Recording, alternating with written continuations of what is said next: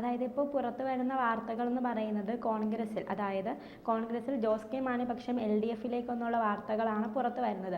Sir ഇതെങ്ങനെയാണ് നോക്കിക്കാണുന്നത്? അതായത് ഇപ്പം ജോസ് കെ മാണി വിഭാഗം, മാണി ഗ്രൂപ്പ് LDF-നോടൊപ്പമാണ് നിൽക്കുന്നത്. ഇത് കേരള രാഷ്ട്രീയത്തിൽ വലിയൊരു പുതുമയുള്ള ഒന്നുമല്ല.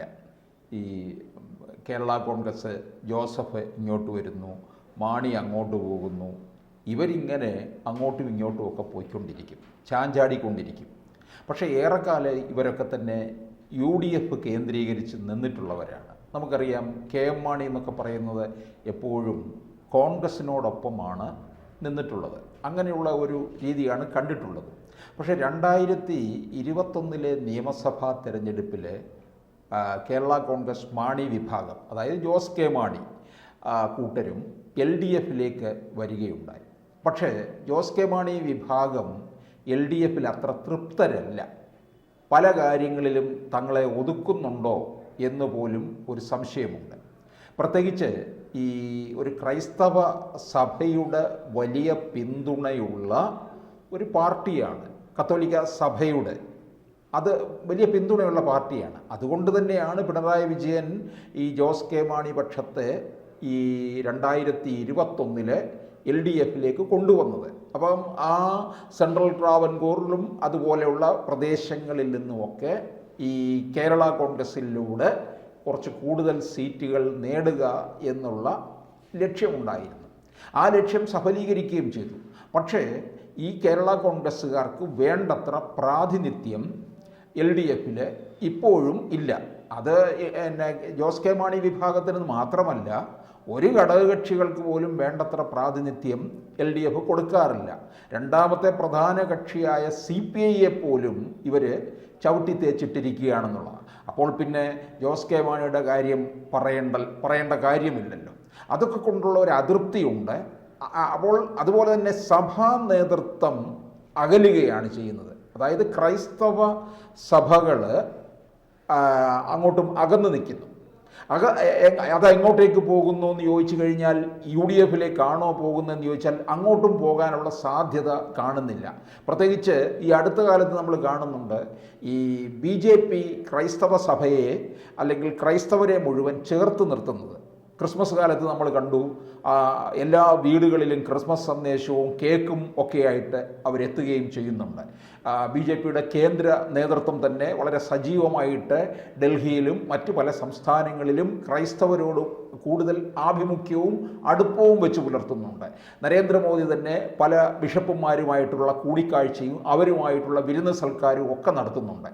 ഇതൊക്കെ ആ ക്രൈസ്തവരെ കൂടുതൽ അടുപ്പിച്ച് നിർത്തുന്നുണ്ട്.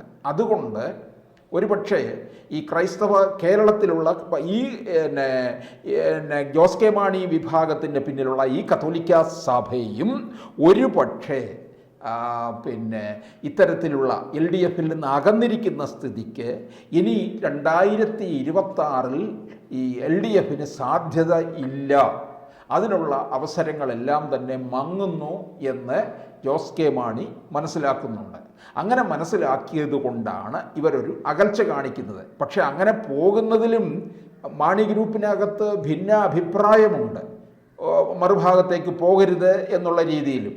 ഇപ്പോൾ തന്നെ ഇവിടെ ഈ നമ്മുടെ മന്നൻ ജയന്തിക്ക് ജനുവരി 2 പെരുന്നയിൽ നടക്കുന്ന മന്നൻ ജയന്തിക്ക് രമേശ് ചെന്നിത്തലയെ വിളിച്ചിട്ടുണ്ട്. രമേശ് ചെന്നിത്തല ആണ് മുഖ്യ അതിഥി അവിടെ എത്തുന്നത്. ജോസഫ് വിഭാഗവും നേതാവ് ഫ്രാൻസിസ് ജോർജ് MP-ക്ക് പോലും അവിടെ ക്ഷണമുണ്ടെന്നുള്ളതാണ്. അപ്പോൾ ഈ ജോസ് കെ മാണി വിഭാഗത്തിന് അവിടെ പ്രവേശം ഇല്ലയോ? അതൊക്കെ ആ പാർട്ടിക്കകത്ത് ഒരു ചെറിയ ഒരു ക്ഷീണമുണ്ടാക്കുന്നുണ്ട്. അപ്പോൾ ആ ക്ഷീണം ഉണ്ടാക്കുന്ന അവർക്ക് മനസ്സിലാക്കുന്നുണ്ട് 2026 വലിയ നഷ്ടം സംഭവിക്കും. ആ നഷ്ടം സംഭവിച്ചു കഴിഞ്ഞാൽ LDF-നും ഉണ്ടാകുന്ന നഷ്ടമായിരിക്കും. ഭരണത്തിൽ തുടരാനുള്ള സാധ്യത കാണുന്നില്ല എന്ന് ജോസ് കെ മാണി മനസ്സിലാക്കുന്നുണ്ട്. 2026 UDF അധികാരത്തിൽ വരുമെന്ന് പലരുടെയും കണക്ക് കൂട്ടലുകളുണ്ട്. പക്ഷേ അത് എത്രത്തോളം ശരിയാകണമെന്ന് ഇനി നമ്മൾ കുറച്ച് നാൾ കൂടി കാത്തിരിക്കേണ്ടി വരും. കാരണം BJP കേരളത്തിൽ എത്ര മുന്നേറ്റം ഉണ്ടാക്കുന്നുണ്ട് എന്നതിനെ ആശ്രയിച്ചിരിക്കും. കാരണം BJP ഒരു 10-15 സീറ്റ് പിടിച്ചു കഴിഞ്ഞാൽ കാര്യം മാറുമെന്നുള്ളതാണ്. അപ്പോൾ അത് സംഭവിക്കാനുള്ള സാധ്യതയാണ് ഈ 2024 കഴിഞ്ഞ ലോക്സഭാ തെരഞ്ഞെടുപ്പിൽ കേരളത്തിൽ BJP നേടിയ വോട്ട് വിഹിതം കാണിക്കുന്നത്. അതുപോലെ തന്നെ ഏതാണ്ട് ഒരു 60 മണ്ഡലങ്ങളിൽ BJP വോട്ട് വിഹിതം വർദ്ധിപ്പിച്ചിട്ടുണ്ട്. അതും ഏതു തരത്തിൽ ക്ഷീണമുണ്ടാക്കും എന്നുള്ളത് മനസ്സിലാക്കുന്നുണ്ട്. പിന്നെ UDF മുന്നണി വിപുലീകരിക്കണമെന്ന് കോൺഗ്രസ് ആഗ്രഹിക്കുന്നുണ്ട്. അതുകൊണ്ട് ജോസ് കെ മാണി വിഭാഗത്തിന് UDFിലേക്ക് തിരിച്ചു വരാനുള്ള പരവതാനി വിരിച്ച് അവർ റെഡിയാക്കിയിട്ടിരിക്കുകയാണ്. പക്ഷേ ജോസ് കെ മാണി ഏത് മുന്നണിയിൽ ചെന്നാലും ബാർഗെയിൻ ചെയ്യുമെന്ന് ഉറപ്പാണ്. വിലപേശൽ നടത്തും. LDFിൽ ആ വിലപേശൽ വലുതായിട്ട് നടന്നിട്ടില്ല, ഏറ്റില്ല. ആ വിലപേശാനുള്ള അവസരം ഉണ്ടാക്കി കൊടുത്തില്ല. അതിനു മുമ്പ് പിണറായി വിജയൻ പാലയിൽ ജോസ് കെ മാണിയെ അങ്ങ് തോപ്പിച്ചിരുത്തി, വെട്ടി നിരത്തി എന്നുള്ളതാണ്. LDFിലോട്ട് വന്നെങ്കിൽ പോലും അതൊക്കെ തന്ത്രപൂർവ്വം അവർക്ക് ചെയ്യാൻ അറിയാമെന്നുള്ളതാണ്. ഇവിടെ UDFിൽ വരുമ്പോഴും ആ വിലപേശലുണ്ടെന്ന് UDFിലെ ഘടകകക്ഷികൾക്കറിയാം. പക്ഷേ ഘടകകക്ഷികൾക്ക് അറിയാമെങ്കിലും കോൺഗ്രസ് ഇപ്പോൾ ഒരു മുൻകൈ എടുക്കുന്നുണ്ട് ജോസ് കെ മാണിയെ ഇപ്പുറത്തേക്ക് കൊണ്ടുവരാൻ. കാരണം മുന്നണി വിപുലീകരിക്കണം. ജോസ് കെ മാണി വിഭാഗം LDFിൽ അതൃപ്തരാണ് എന്നറിയാം.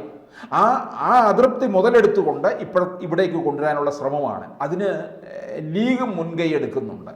കാരണം ലീഗിനെ സംബന്ധിച്ചിടത്തോളം 2026 എങ്ങനെയെങ്കിലും ഭരണത്തിൽ വരണം.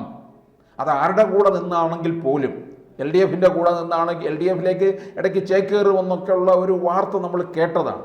പക്ഷേ അതിനുള്ള സാധ്യത പിന്നീട് അങ്ങ് മങ്ങി. 2026 കോൺഗ്രസ് ഈ UDF അധികാരത്തിൽ വരുമെന്ന് കണക്ക് കൂട്ടുന്നുണ്ട്. ആ കണക്ക് കൂട്ടലുകളുടെ പശ്ചാത്തലത്തിൽ ഈ മുന്നണി വിപുലീകരിക്കേണ്ടത് അത്യാവശ്യമാണെന്ന് ലീഗ് മനസ്സിലാക്കുന്നു. അത് അങ്ങനെ ലീഗ് മനസ്സിലാക്കുന്നത് കൊണ്ട് അവരെന്ത് ചെയ്യുന്നുണ്ട്, ജോസ് കെ മാണി എന്തായാലും ഇവിടെ നിന്ന് പോയ ഒരാളല്ലേ, അതുകൊണ്ട് തിരിച്ചു വന്നു കഴിഞ്ഞാൽ അവരുടെ ആ സഭയുടെ വലിയൊരു പിന്തുണ കിട്ടുകയും സീറ്റ് വിപുലമാക്കുകയും ചെയ്യാം, ഭരണം ഉറപ്പാക്കാൻ സാധിക്കും എന്ന് ലീഗ് മനസ്സിലാക്കുന്നുണ്ട്. കാരണം ലീഗിന് ഇനിയും മൂന്നാമതൊരു വട്ടം കൂടി ഭരണമില്ലാതിരിക്കുക അസാധ്യമായിട്ടുള്ള കാര്യമാണ്. ഇപ്പോൾ 2 തവണയായിട്ട് ഭരണത്തിലില്ല. 2016 മുതൽ, വർഷം ഇപ്പോൾ 9 ആകുകയാണ്. 2026 ഏപ്രിൽ മെയ് മാസങ്ങളിലാണ് നിയമസഭാ തെരഞ്ഞെടുപ്പ് നടക്കാൻ പോകുന്ന കേരളത്തിൽ. അപ്പോൾ ഭരണം എങ്ങനെയെങ്കിലും, കാരണം അവരുടെ കണക്കുകൂട്ടൽ കേരളത്തിൽ കോൺഗ്രസ് ഉൾപ്പെടെയുള്ളവർ കേരളത്തിൽ ഒരു ഭരണവിരുദ്ധ വികാരം നിലനിൽക്കുന്നുണ്ട് എന്നാണ്. അതിനോടൊപ്പം തന്നെ ഈ ക്രൈസ്തവ സഭ അകന്നു, LDFിൽ നിന്നായാലും ഒക്കെ അകന്നിട്ടുണ്ട്. അതുപോലെ തന്നെ CPMൽ നിന്ന് ഒക്കെ തന്നെ ഈ SNDP പിന്നെ അകന്നു. കഴിഞ്ഞ ലോക്സഭാ തെരഞ്ഞെടുപ്പിലെ SNDPയുടെ വോട്ട് മുഴുവൻ BJPയിലേക്ക് പോയി എന്നാണ് CPM തന്നെ കണക്ക് കൂട്ടിയിട്ടുള്ളതാണ്. അപ്പോൾ ഇങ്ങനെ നിരവധി പ്രതികൂല സാഹചര്യങ്ങൾ കേരളത്തിൽ LDFിന് നിലനിൽക്കുന്നത് കൊണ്ട് ഇനിയും 2026 മുന്നണിയിൽ തുടരുന്നതിൽ അർത്ഥമില്ല. അത് പലപ്പോഴും നമ്മുടെ പ്രതീക്ഷയ്ക്ക് ഒത്തുയരാൻ കഴിയാതെ വരും എന്ന് ജോസ് കെ മാണി മനസ്സിലാക്കുന്നുണ്ട്. ജോസ് കെ മാണി 2021 UDF വിട്ട് LDFിലേക്ക് വരുമ്പോൾ അവരിൽ നിന്ന് കിട്ടിയ രാജ്യസഭാംഗത്വം രാജിവെച്ചു. ഇനി ഇവിടെ നിന്ന് അങ്ങോട്ടേക്ക് പോവുകയാണെങ്കിലും ഇവർ കൊടുത്ത രാജ്യസഭാംഗത്വമുണ്ട്, അതും രാജിവെക്കുമായിരിക്കും. അത് രാജിവെച്ചാലും കുഴപ്പമില്ലല്ലോ. കാരണം 2026 അധികാരത്തിൽ വരുമെന്നുണ്ടെങ്കിൽ കേരളത്തിലെ മന്ത്രിയാകാം എന്ന് ജോസ് കെ മാണി കണക്ക് കൂട്ടുന്നുണ്ട്. അതും വേണമെന്നുണ്ടെങ്കിൽ ജോസ് കെ മാണി ധനവകുപ്പിന് തന്നെ, അച്ഛൻ കൈകാര്യം ചെയ്ത ധനകാര്യ വകുപ്പിന് തന്നെ ബാർഗെയിൻ ചെയ്യുകയും ചെയ്യും. അത് ജോസ് കെ മാണിയുടെ തന്ത്രമാണ്. ജോസ് കെ മാണി നല്ല അടവ് നയമുള്ളവനാണ്. അപ്പോൾ ഇത് എത്ര ഫലിക്കും എന്നുള്ളതാണ് ഇനിയിപ്പോൾ അറിയേണ്ട കാര്യം.